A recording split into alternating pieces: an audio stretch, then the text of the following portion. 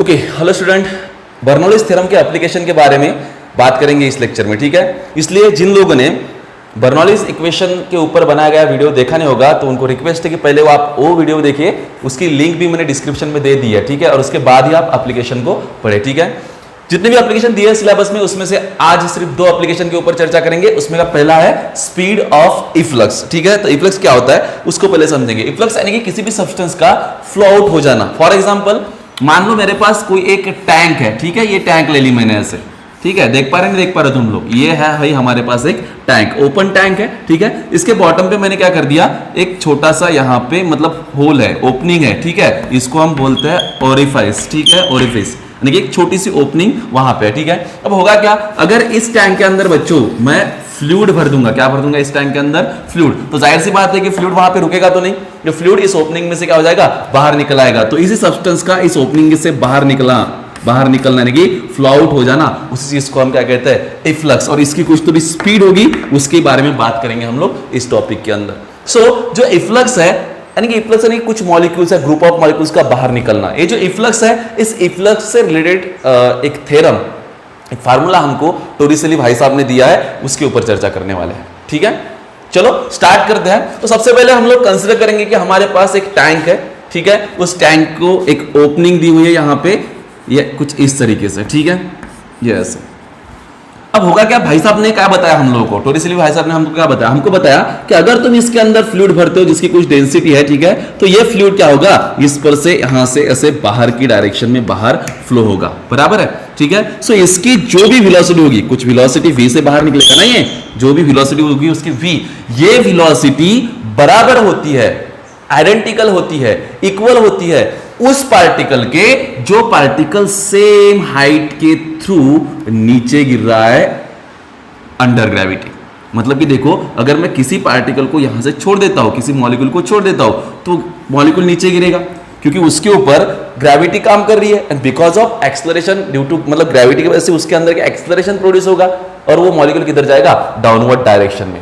Initially उसकी speed जो थी वो 0 थी जब मैंने छोड़ा था, लेकिन धीरे धीरे बिकॉज ऑफ ग्रेविटी उसकी स्पीड बढ़ती जाएगी, बढ़ती जाएगी, बढ़ती जाएगी, और बिल्कुल ये जो हाइट दी हुई तुमको, अगर इस हाइट पे से वो गिर रहा है तो इस पॉइंट तक आने तक उसने जो वेलोसिटी गेन कर चुकी होगी, उसकी ये वाली वेलोसिटी और इस इफ्लक्स की वेलोसिटी दोनों क्या होती है, सेम होती है। ये बताया हमको टोरिसेली, उसी चीज को प्रूव करेंगे हम इसके अंदर, ठीक है। तो चलो स्टार्ट करते हैं। So consider and tank, okay, एक टैंक कंसीडर करेंगे जिसके बॉटम पे क्या है, एक ओपनिंग है जिसको बोलेंगे हम ओरिफिस, ठीक है। So consider a tank, okay, tank consider करते हैं, ठीक है, जिसको हमने फील करके रखा हुआ है किससे बेटा, एक फ्लूइड से, ठीक है। Consider tank field with fluid, consider tank filled with consider filled with fluid having an opening at bottom, या उसको हम क्या बोलेंगे, ओरिफिस, ठीक है, as shown in figure, ठीक है। ओके, सो अगर वहां पे ओपनिंग है तो that fluid is flowing out through the tank, okay. The fluid, यहां पे लिखेंगे fluid is flowing out through the tank. I hope कि तुम समझ रहे हो। पहले हम लोगों ने एक टैंक कंसिडर की, बहुत बड़ी टैंक है, ठीक है। उस टैंक को एक छोटा सा ओपनिंग है बॉटम में, ठीक है, उसको हमने ओरिफिस कहा है। अगर ऐसा है तो उसमें फ्लूइड जो है वो फ्लूइड क्या होगा, उस पर से बाहर निकल आएगा, ठीक है। अभी हम लेट में कुछ चीजें करते हैं, ठीक है। सबसे पहला कि मान लो यहाँ पे जो फ्लूइड है उस फ्लूइड की डेंसिटी है rho. So rho be the density of the fluid, यहाँ पे लिखते हैं rho be what, density of fluid की डेंसिटी है रो, ठीक है।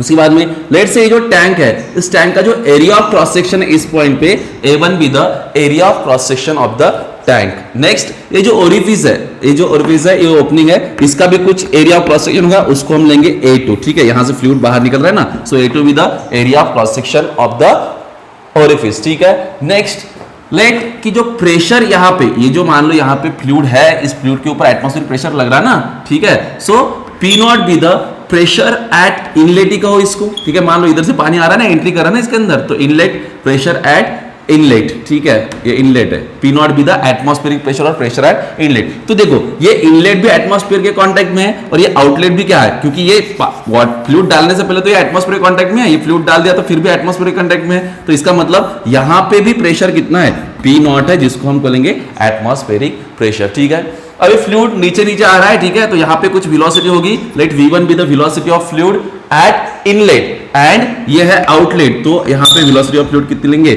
v2, ठीक है। तो ये सारी चीजें हम बताएंगे यहां पे, रो डेंसिटी ऑफ फ्लूइड, उसके बाद में a1 be the area of cross section, area of cross section at inlet, okay, या एरिया ऑफ क्रॉस सेक्शन, ठीक है। उसके बाद में a2 area of cross section at, ये जो आउटलेट है जहां से वाटर निकल रहा है, आउटलेट उसके ऊपर, ठीक है। उसके बाद में नेक्स्ट है हमारे पास v1 be the velocity of fluid at a1, area of cross section a1 के पास, ठीक है। v2 velocity of fluid at a2, उस लिक्विड की वेलोसिटी ली हम लोगों ने, फ्लूइड है, लिक्विड की वेलोसिटी ली हमने a2, ठीक है। उसके बाद में कौन बाकी है, p not. p not is what, it is the pressure at both outlet as well as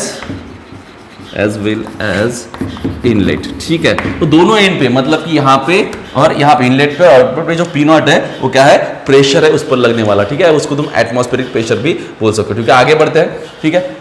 फिर आगे बढ़ते हैं तो हम लोग क्या करते हैं, यहाँ पे लगाते हैं बर्नौलीज थ्योरम। क्या लगाते हैं, Bernoulli's theorem. Now by using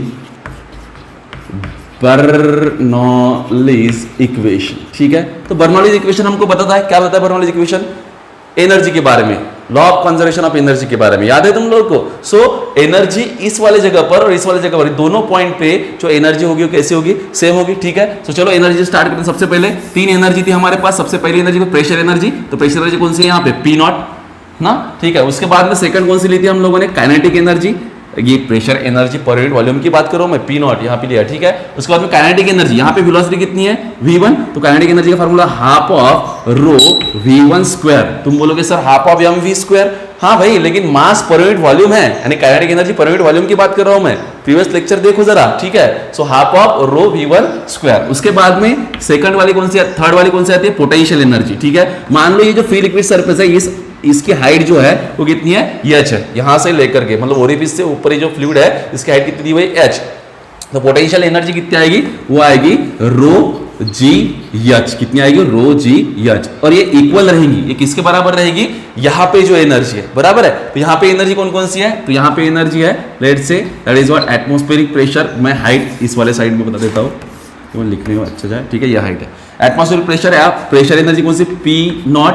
उसके बाद में प्लस यहाँ पे भी क्या है, वेलोसिटी है, तो यहाँ पे काइनेटिक एनर्जी आएगी, काइनेटिक एनर्जी कितनी आएगी, half of rho v2 square. Next आएगा प्लस, और यहाँ पे इस पॉइंट पे, यहाँ से हम रेफरेंस मान रहे हैं, तो जो पोटेंशियल एनर्जी इस पॉइंट पे कितनी होगी, 0 होगी, ठीक है। चलो इसको दे देते हैं हम इक्वेशन नंबर 1, ठीक है। इसको क्या दे दिया, इक्वेशन नंबर 1, जिसमें हम लोगों ने इस पॉइंट पे जो टोटल एनर्जी है उसकी सम ले ली, और ओरिफिस पे जो टोटल एनर्जी है उसकी भी सम ले ली, और दोनों एनर्जी को हमने क्या कर दिया, इक्वल बता दिया अकॉर्डिंग टू बर्नौलीज प्रिंसिपल, ठीक है। अब आगे बढ़ते हैं। हम लोगों को एक और थ्योरम पता है, दैट इज व्हाट इक्वेशन पता है, that is called as equation of continuity, ठीक है। तो कंटिन्यूटी का इक्वेशन क्या बोलता है, सीधा सीधा लिख दूं, क्या बोलता है, वो बोलता है कि भाई a1, मैं यहां पे लिखता हूं, according to equation of continuity, ठीक है। क्या, a1 v1 is equals to a2 v2, लिख सकते नहीं लिख सकते, लिख सकते, a1 v1 is equals to लिख सकते हैं a2 v2। तो इसके ऊपर से हम लोग को v1 क्या मिलेगा, v1 मिलेगा a2 अपॉन a1 इंटू क्या मिलेगा, v2, ठीक है। सो ये जो v1 की वैल्यू है, ये v1 की वैल्यू हम इक्वेशन 1 में पुट कर देंगे, ठीक है। सो बाय पुटिंग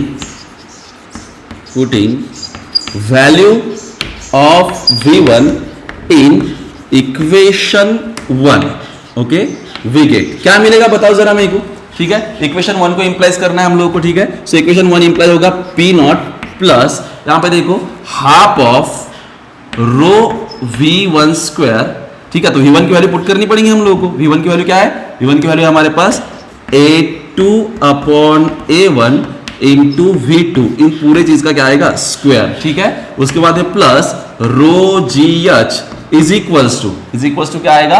ये पूरा that is p not plus half of rho v2 square, ठीक है। अभी देखो इस लेफ्ट हैंड साइड में पी नॉट है, राइट हैंड साइड में पी नॉट है, तो ये अगर उधर शिफ्ट कर देंगे हम यार, पी नॉट सीधा कैंसिल हो जाएगा, इसको उधर लेकर माइनस में जाएगा तो P not minus P not zero हो जाएगा, ठीक है। तो आगे हमारे पास क्या बचेगा, ठीक है।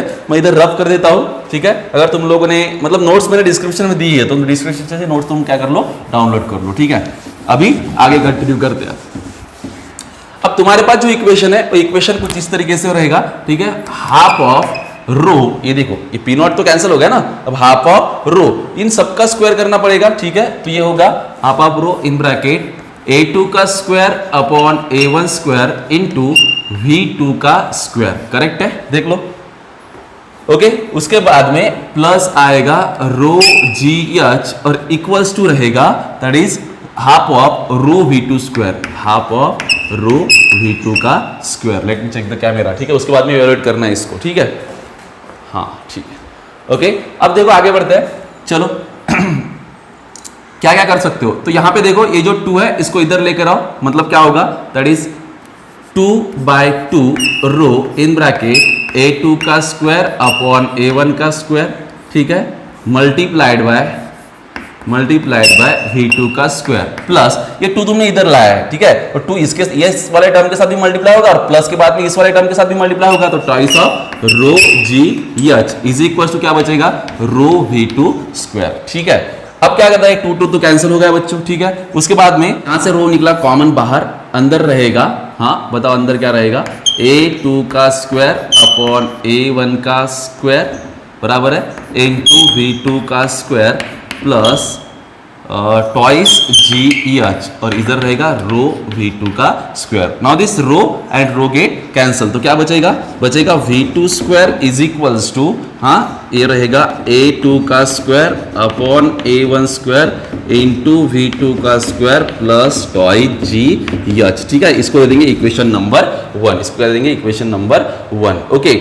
अब देखो ये तो हुआ, लेकिन हम सब लोग को पता है कि यहाँ पे जो एरिया ऑफ क्रॉस सेक्शन है टैन का वो है A1 और इस ओरिफिस का है A2, तो ओरिफिस काफी छोटा है, उसका area of cross section A2, ठीक है। सो हमारे पास है वी हैव, देखो क्या है कि जो एरिया A1 है ये काफी बड़ा है एरिया A2 से, ठीक है। सो A1 बड़ा है A2 से, ठीक है। सो हम लोग क्या कर सकते हैं कि ये जो है इसका जो आंसर है, देख लो तुम लोग, इसका जो आंसर आएगा वो क्या होगा? एकदम जीरो आएगा, निग्लेक्टेबल आएगा, क्योंकि इसकी बहुत स्मॉल वैल्यू आएगी, ठीक है। क्योंकि पहले तो a2 बहुत छोटा है, उसका स्क्वायर करेंगे और छोटा आएगा, ठीक है। सो v2 का स्क्वायर इज इक्वल्स टू, हम इस टर्म को क्या कर सकते हैं? निग्लेक्ट कर सकते हैं, तो हमको मिलेगा ट्वाइस जी एच, यानी कि v इज इक्वल्स टू क्या मिलेगा? Under root of twice g h, ठीक है। ये मिल गया हमको इक्वेशन नंबर, लेट्स से इसको देंगे equation number 2। So equation number 2 हमको क्या दे रहा है? ये दे रहा है हमको वेलोसिटी किसकी? उस इफ्लक्स की जो यहाँ से क्या निकल रहा है? बाहर निकल रहा है। लेकिन टोरिसेल ने क्या बताएगा कि ये जो स्पीड है किसके बराबर होती है? उस पार्टिकल के जो फ्रीली गिर रहा है एक हाइट के थ्रू, एच हाइट के थ्रू, ठीक है। तो हम अब उसके लिए भी वेलोसिटी निकालते हैं, ठीक है। So velocity for freely falling particle, ठीक है। So velocity of freely falling particle. So consider particle which is falling down from height h, ठीक है। So initially उसकी velocity कितनी है? वैसे मान लो मैं यहाँ पे ले लेता हूँ, ये पार्टिकल है, ठीक है, ये पार्टिकल है और ये पार्टिकल की इनिशियल वेलोसिटी कितनी है? इनिशियल वेलोसिटी उसकी 0 है, ये नीचे गिर रहा है because of acceleration due to gravity. तो एक्सलरेशन जो है ग्रेविटी की वजह से, तो ए इक्वल जी लिख सकता हूँ, ठीक है। और ये जो नीचे गिर रहा है तो यहाँ तक आते आते इसकी फाइनल वेलोसिटी कितनी हो जाएगी? v, ठीक है। और इसके लिए हम काइनेमेटिकल इक्वेशन यूज करेंगे, ठीक है। So velocity of freely falling particle through height h, ठीक है। हाँ कितनी आएगी वो?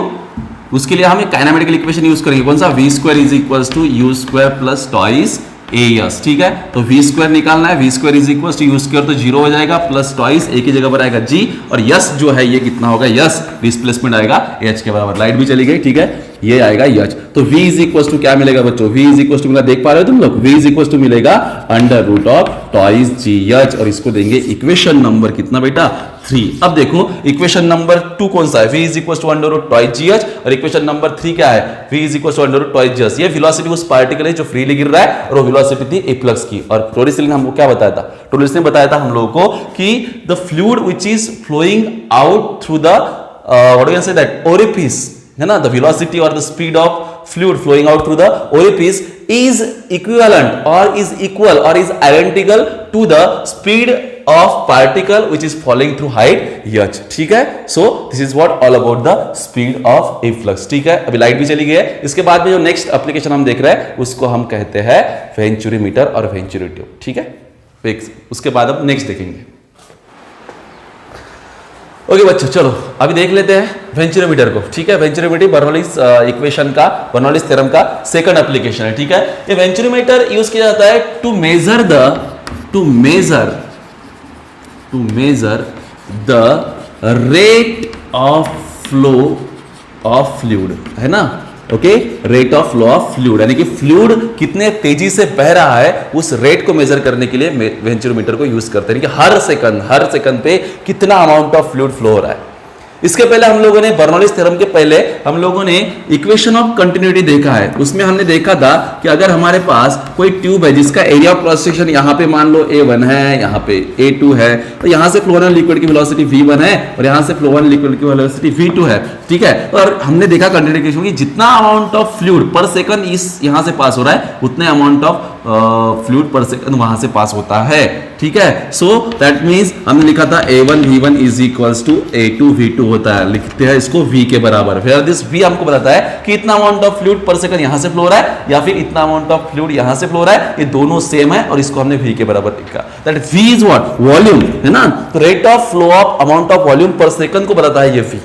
तो V को कैलकुलेट मेजर करने के लिए जिस मीटर को यूज करते हैं उसको हम कहते हैं वेंचुरी ट्यूब या फिर वेंचुरी मीटर। देखते हैं इस वेंचुरी मीटर को किस तरीके से यूज करते हैं रेट ऑफ फ्लो को मेजर करने के लिए। ठीक है, तो ये जो वेंचुरोमीटर है उसका कंस्ट्रक्शन पहले समझ लो। ठीक है, इस वेंचुरोमीटर के अंदर क्या होता है, एक कुछ इस तरीके से पार्ट होता है जिसको हम बोलेंगे वाइडर क्रॉस सेक्शन होता है थोड़ा सा, उसके बाद में उसमें थोड़ा सा कॉन्स्ट्रिक्शन होता है ना, इस तरीके से। एंड अगेन वहां पे जो उसका ये है जिसको हम बोलेंगे क्रॉस सेक्शन वाइडर हो जाता है। मतलब यहाँ पे क्रॉस सेक्शन अगर इसका A1 है तो हम मानते हैं कि यहाँ पे क्रॉस सेक्शन थोड़ा छोटा होगा, ये कॉन्स्ट्रिक्शन पार्ट है, कॉन्स्ट्रिक्शन है ना, ऐसा थोड़ा सा दबा हुआ। ठीक है, कॉन्स्ट्रिक्शन। ठीक है, यहाँ पे area of cross section A2 है। ठीक है, सो हम लोग क्या करेंगे, यहाँ पे कोई पॉइंट मान लेंगे जहां पे प्रेशर है P1 और दूसरा यहाँ पे एक पॉइंट मान लेंगे जिसका प्रेशर है P2।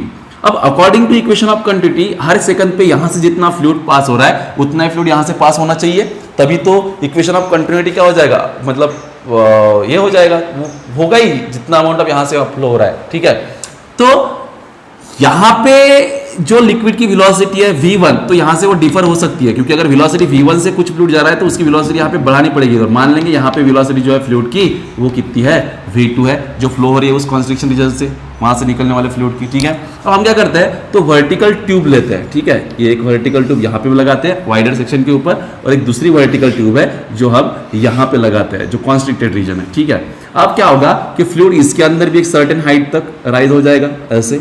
ठीक है, और इसके अंदर भी एक हाइट तक ऐसे चढ़ जाएगा ऊपर, क्योंकि वहां पे प्रेशर होता है, प्रेशर की कुछ वैल्यू होती है, यहाँ पे प्रेशर की वैल्यू P1 है, यहाँ पे प्रेशर की वैल्यू P2 है। ठीक है, लेट्स से इन दोनों हाइट के बीच में जो डिफरेंस है उस डिफरेंस को हम मान लेंगे h मान लेंगे। ठीक है, ये जो हाइट है इस पॉइंट से, जिस पॉइंट का हम प्रेशर मिल रहा है उस पॉइंट से, मतलब इस पॉइंट के ऊपर का प्रेशर मिल रहा है ना, तो ये प्रेशर कॉलम है, इसकी जो हाइट है इसको हम मान लेंगे H1 और इस पॉइंट के ऊपर जो प्रेशर कॉलम है इसकी हाइट मान लेंगे हम H2। ठीक है, तो वेंचुरोमीटर तुम देख पा रहे हो, वेंचुरोमीटर कैसा होता है, एक इस तरीके की ट्यूब है जो बीच में से कॉन्स्ट्रिक्ट हो जाती है। ठीक है, हमने दोनों रीजन पे वर्टिकल ट्यूब लगाई, एक वाइडर रीजन पे एक कॉन्स्ट्रिक्टेड रीजन पे। यहाँ पे जो एरिया ऑफ क्रॉस सेक्शन है वाइडर वाला उसको A1 मान लिया और जो constricted area of cross section है उसको A2 मान लिया। यहाँ पे प्रेशर P1 है और यहाँ पे प्रेशर P2 है, यहाँ पे वेलोसिटी V1 है और इस वाले रीजन में कॉन्स्टिट्यूटेड रीजन में वेलोसिटी क्या है V2 है। ठीक है, इस दोनों इसमें लिक्विड की लेवल राइज होगी अलग अलग, तो इसको H2 मान लिया, इसको मान लिया H1 उस पॉइंट से, वो लिक्विड कॉलम की हाइट मान ली,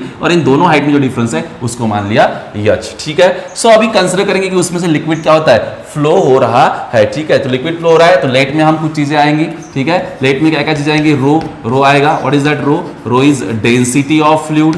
बच्चों ध्यान दो इधर, डेंसिटी ऑफ फ्लूइड। ठीक है, उसके बाद में A1 A2 पता है सब लोगों को, what is A1 and what is A2। A1 be the area of cross section, area of cross section of wider pipe और वाइडर रीजन। ठीक है, दूसरा आएगा area of cross section of constricted region, constricted pipe और constricted region. ठीक है, जो भी लिखना है तुम लोग। ठीक है, नोट्स में मैंने पूरा डिटेल में लिख दिया है, लेकिन अभी ये समझने के लिए। ठीक है, उसके बाद में V1 भी the velocity of fluid, velocity of fluid at A1, समझ रहे हो। ठीक है, एंड V2 भी the velocity of fluid, velocity of fluid at A2। ठीक है, उसके बाद में नेक्स्ट H1 H2 सीधा हाइट लेंगे, H लिखेंगे, H भी the difference between heights of liquid column in vertical tubes. ठीक है, it is the difference between heights of liquid column in two vertical tubes, two vertical tube. ठीक है, as showing figure दिख रहा है तुम लोगों को, यस। ठीक है, उसके बाद में और क्या बता सकते हो तुम लोग, देख लो। उसके बाद में P1 एंड P2 प्रेशर के बारे में बताओ। Let P1 be the pressure at A1 and P2 be the pressure at A2। ठीक है, सो ये सारी लेट वाली चीजें हम लोगों ने बता दी। उसके बाद में हम लोग क्या करेंगे, इस केस में बर्नौलीज का थ्योरम अप्लाई करेंगे। ठीक है, so according to Bernoulli's principle, Bernoulli's principle, चलो लगा। बर्नौलीज प्रिंसिपल क्या कहता है कि यहाँ पे जितनी एनर्जी है उतनी एनर्जी यहाँ पे होगी। ठीक है, सो वन बाय वन चालू करते हैं। सबसे पहले प्रेशर एनर्जी कौन सी, P1। उसके बाद में प्लस काइनेटिक एनर्जी, उसके बाद वेलोसिटी कितनी यहाँ की फ्लूइड की V1, तो होगी half of rho V1 square, again mv square रहती डिवाइड बाय वॉल्यूम। समझ रहे हो, kinetic energy per unit volume की बात करो। ठीक है, अब यहाँ पे देखो ये दोनों सेम लेवल पे है, तो जो पोटेंशियल एनर्जी है दोनों की क्या हो जाएगी, सेम हो जाएगी। इनफैक्ट जीरो है, रेफरेंस पॉइंट वही मान लिया हम लोगों ने। ठीक है, तो वो आएंगे नहीं, वो ऐड ही नहीं होंगे। ठीक है, so pressure energy kinetic energy at A1 is equals to pressure energy at A2 क्या है P2 and kinetic energy at A2 हो जाएगी हाफ ऑफ रो V2 का स्क्वायर। ठीक है, देखो P1 plus half of rho V1 square is equals to P2 plus half of rho V2 square. ठीक है, अभी ये इसको ये तो लगे तो इक्वेशन नंबर 1। नाउ तुम लोग को पता है, नाउ अगेन हम लोगों को कंटिन्यूटी इक्वेशन पता है, क्या बोलता है, A1 V1 is equals to क्या होता है A2 V2। ठीक है, तो यहां पर से हमको क्या मिलेगा V1, तो V1 क्या मिलेगा, वो मिलेगा A2 अपॉन A1 इंटू क्या बेटा V2। ठीक है, तो ये जो वैल्यू है V1 की, इस V1 की वैल्यू को हम इक्वेशन नंबर 1 में पुट कर देंगे। सो हाँ, therefore by putting value of V1 in equation 1 we get, चलो क्या मिलेगा बताओ जरा मेरे को इधर। ठीक है, इक्वेशन 1 को इंप्लाई करो, इक्वेशन 1 इंप्लाइज एज, ठीक है, इक्वेशन 1 इंप्लाइज एज हाँ P1 plus half of rho V1, अच्छा V1 की जगह पर वैल्यू पुट करेंगे, क्या पुट करेंगे, A2 upon A1 into V2 का स्क्वायर। ओके, ये देखो V1 की वैल्यू पुट कर दी, इज इक्वल्स टू इधर क्या है P2 plus half of rho V2 का स्क्वायर। ठीक है, ट्रैक पे है सब लोग। ओके, चलो आगे बढ़ते हैं। अब ये जो P2 है इसको इधर लेकर आते हैं, that is P1 minus P2, ये शिफ्ट कर दिया मैंने इधर, इज इक्वल्स टू क्या बनेगा, ये बनेगा हाफ ऑफ रो A2 का A2 अपॉन A1, मतलब कि मैं सीधा कर दूं A2 square upon A1 square और इंटू क्या होगा V2 का स्क्वायर। ठीक है, उसके बाद में इज इक्वल्स टू कर रहे हैं हाँ ये इधर हाफ ऑफ रो V2 का स्क्वायर। ठीक है, अब देखो आगे बढ़ते हैं। वी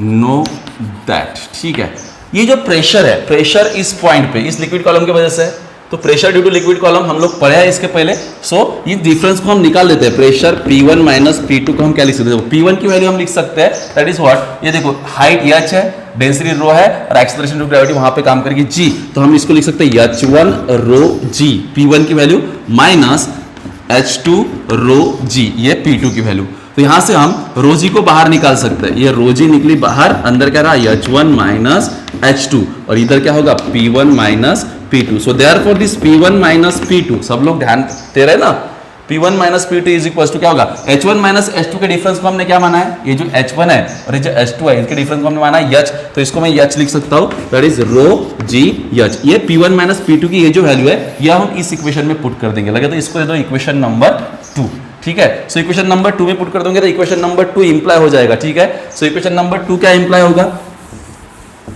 ठीक है, लगे तुम लिख सकते हो लेक्चर जैसे मैं ले रहा हूँ, स्टेप लिख रहा हूँ वैसे, ठीक है। तो यहाँ पे लिखूंगा मैं रो जी एच, तो ये आएगा rho ji H is equals to हाँ half of rho A2 square upon A1 square into V2 square, okay,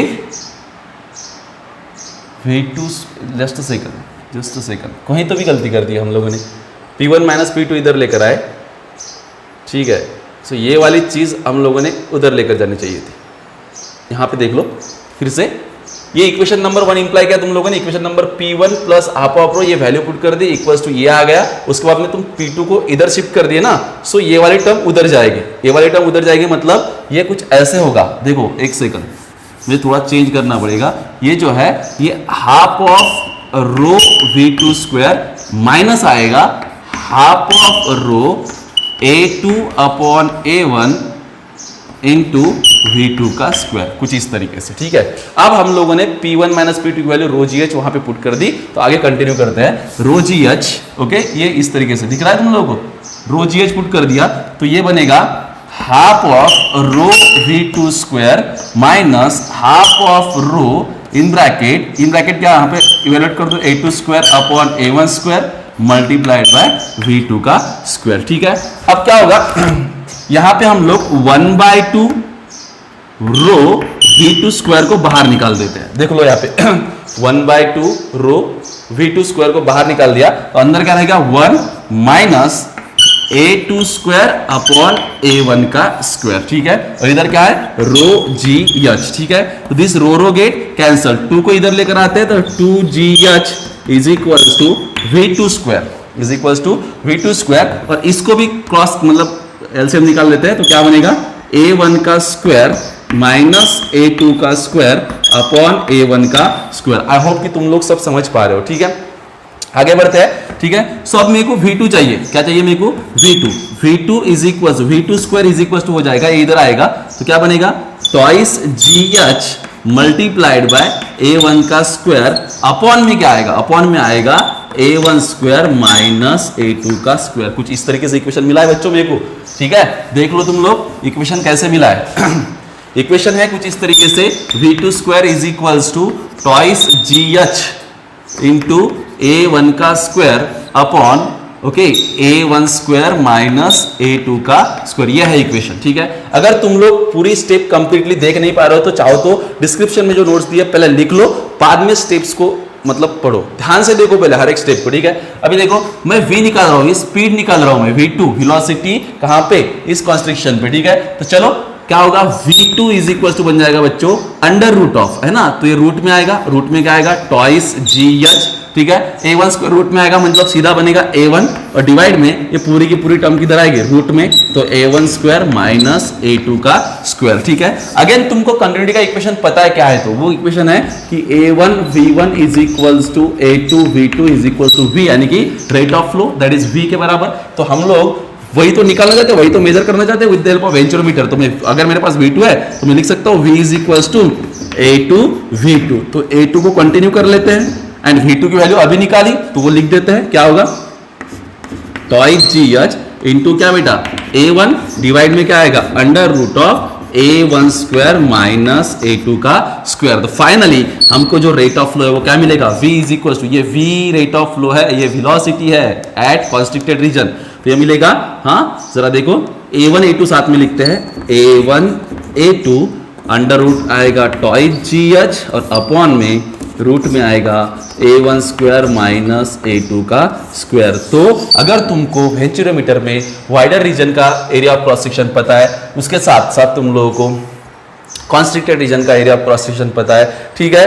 और तो इस तरीके से तुम क्या कर सकते हो, जो rate of flow of fluid है वो कैलकुलेट कर सकते हो। तो ये इस तरीके से कंप्लीट डेरिवेशन है, थोड़ा सा अच्छे से तुम प्रिपेयर कर सकते हो, इसको टेक्स्ट बुक में भी पढ़ सकते हो, ठीक है। उसके बाद भी कुछ दिक्कत तुमको जाती है तो तुम कमेंट सेक्शन में कमेंट करके मेरे को जरूर पूछो, ठीक है।